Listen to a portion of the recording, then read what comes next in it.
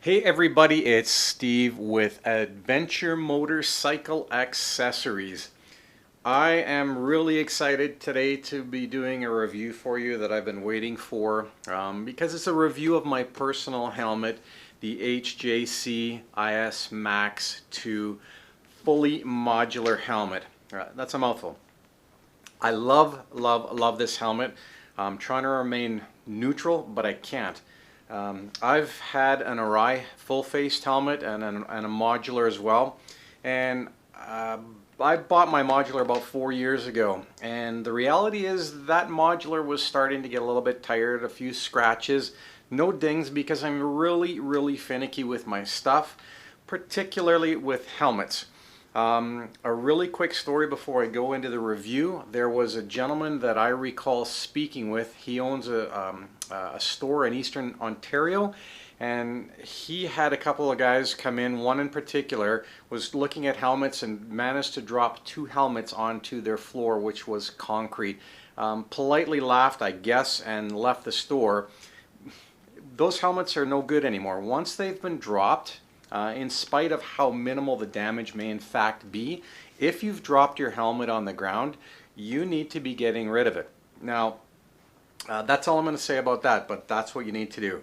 Let's get to the review because I love this helmet. When I bought this, when I went out looking for helmets, I went and looked at multiple different modular helmets. I looked at Schuberth as well. I did a review on a really cheap helmet that could have been bought for less than $100 as a modular helmet. Check out our website for previous posts and you'll see what I'm talking about, or previous videos. Don't buy that type of a helmet even if you're on a really tight budget, just because it doesn't afford you a lot of protection comparatively, and some of the issues with the cheap helmets, well, you'll see in the review. So HJC IS Maxx 2 is what this is. Now I know this is not the newest of the new. There is a brand new version of this that they've released. But understanding that this is probably one of the most popular given the price point, and some of the reviews that I've seen before I bought it really don't do it any justice. And here's why. In the helmets that I've had, both a full face non-modular and modular, I can tell you that of course full face non-modular are pretty quiet, and depending on the brand and what you buy, can get really super ultra quiet.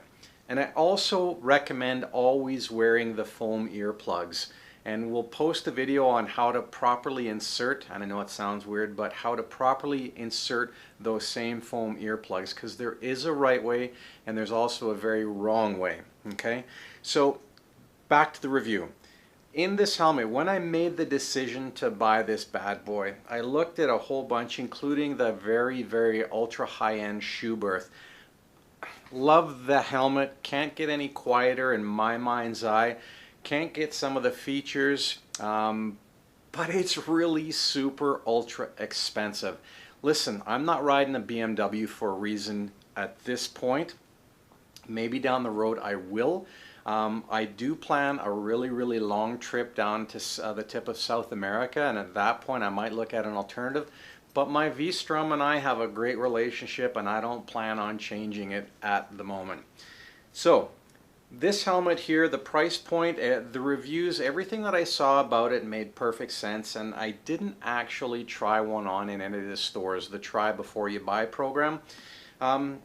Some stores are reluctant to let people try, and the ones here locally, some of them didn't have this, and I didn't want to drive an hour and a half to try a helmet out. So when I bought it, I said, I'm going to take the chance, and I am so glad that I did. HJC, the IS Maxx 2, starting off with some of the features. The venting, I love this helmet for the venting. It's a very positive connection, as you can hear. 2-position vent, fully closed, midway, fully open. Love that. You've got the venting here. You've got the discharge ports at the back, as well as venturi vents here to help pull the cool air from the front all the way and exhaust the hot air, so there's no buildup in the back of the helmet. On the front, we have a single open positive lock, positive connection chin vent that will, you can see the vents if I open up this visor here, the venting here helps to keep the visor clear and continue all the way across and be exhausted out behind the helmet. I've ridden in plus 30-degree temperatures, and I will say with the chin curtain in place, it's a tad warm in here, but not unbearable, and all you need to do is pop the vent or the visor. And what I like about the visor is that it's very positive connections from fully closed. A nice rubber seal all the way around does a very good job at keeping moisture out of this out of the inside pardon me, of the visor. And then you pop it up one, and it's a very positive connection, and it stays open. I've ridden with this helmet like this in a very hot temperature, and because my V-Strom has a full windshield, I've replaced it. I did not have any issues in this getting caught by the wind at all. So again, there's ways and means of keeping yourself cool, and you can pop it up there and to fully open. And I love the fact that even in these positions here, it's a positive lock and the wind does not grab it and push the vent open. I also love the fact that HJC on a lot of their helmets will include the pin lock visor. I bought one separately because when I ordered this one I wasn't 100% sure that it would come with it, but thankfully it did.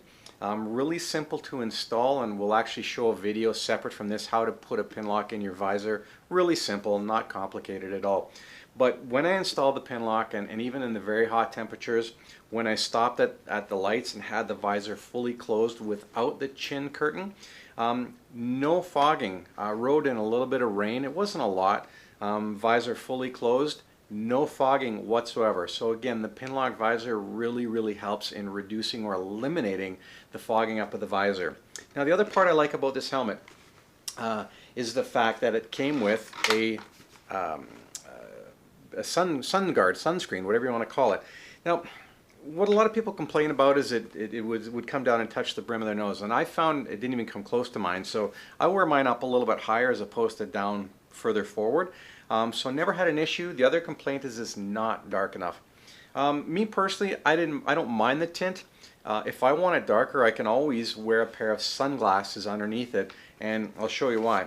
Now to release the visor, all you do is there's a button up top here you push, and it slowly retracts the visor back inside the helmet. A little concerned I am about this mechanism right here for its ability to possibly allow moisture and be contaminated with a lot of dirt and grime and so forth. So, but I have to believe the HJC engineers thought of all this when they designed this particular system. And they're way smarter than I am. But again, these are a little bit of concern about this area. Okay, but that said, not a big deal. So we'll continue on with the helmet itself. So pushing this down to open the chin bar, it's really simple. Is this chin curtain that I bought? I bought this chin curtain as I had to buy the cold weather chin curtain because HJC doesn't include a chin curtain, and the only thing that they had in stock at the time was the cool weather version. The non-cool weather version is very much like this, but it actually just comes around like this. Okay, it doesn't have the Velcro strips to pull this tight or taut to really enclose or close off your neck area. When I use this on the highway, pretty much the only time I use this, and I really get this nice and tight, there is very minimal wind intrusion into the helmet. I gotta tell you, this sucker is quiet, really super quiet, to the point where I almost thought I could pull my earplugs out. It was that quiet. I could hear just myself thinking and a little bit of wind noise with this in place. Now I will tell you, when I snap this out, there's a lot of wind noise come rushing in, but it also keeps you really cool too. So again, I leave it in for the most part, and if HJC happens to let me know if they've got the standard chin curtain, I'll replace it, because the inconvenience of when you go to open your helmet, and here's the chin release right here, you have to make sure these little Velcro strips, not a big deal, are released, and then you pull it up like that. Now what I normally do is I just tuck these up and out of the way if I'm going to be walking around and so forth. But you can see, nice open area. I like the positive metal locks or latching system that they have in place. You know, I think it's really good. What I I'm not a big fan of is the D-rings, and I know it's a hit or miss. It is what it is. I like the quick release system. I've been a big fan of that, and I just wish on this helmet HJC would have included that. You can buy a simple adapter. The problem with that simple adapter, it's only a few bucks, but it really digs into your chin. I tried one before, and we'll do a review on that later, and I found it really dug into my chin and throat area. It was really uncomfortable, so I got rid of it.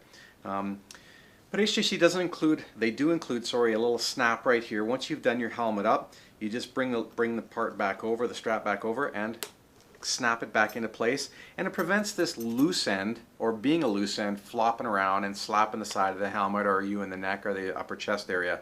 Pretty much all helmets have that for the most part, or it's magnetic. It's an either or. I like the magnetic and the quick release. I know you can't have everything, right? But I have to tell you, with this particular helmet from HJC, the interior padding, I've bought a replacement set already, not because I need to, but because I will take mine out more often than not and wash it. And I've noticed on some of the helmets that I've had over time, the threads will start to fray, and that's a sign that it's obviously no longer going to be intact for a very long period of time. Even washing, and I wash with mild soap by hand in the kitchen sink, and I let it dry without putting it in the dryer. I'll set it on the rear deck into the sun and just let it dry that way and reinsert it. But I found with some of them over time, the straps don't always stay tight as they used to. And so it's just a good idea to replace this. I replace mine once a year typically, at the start of every season, because I'll wash this probably 4 to 6 times easily, if not more, depending on how much riding I do and the temperatures and so forth. But overall, I'm going to tell you this, on a scale of 1 to 10, this helmet in terms of quietness is an 8. And I saw some of the reviews where people said it's marginally quieter, but they were comparing it to a full-face non-modular helmet. Not a really good comparison because it's apples and oranges. But modular to modular, mid-range to this one, I can tell you hands down, this is extremely quiet with the chin curtain. Without a chin curtain, it's on probably a 5 out of 10 as opposed to 8 out of 10 with.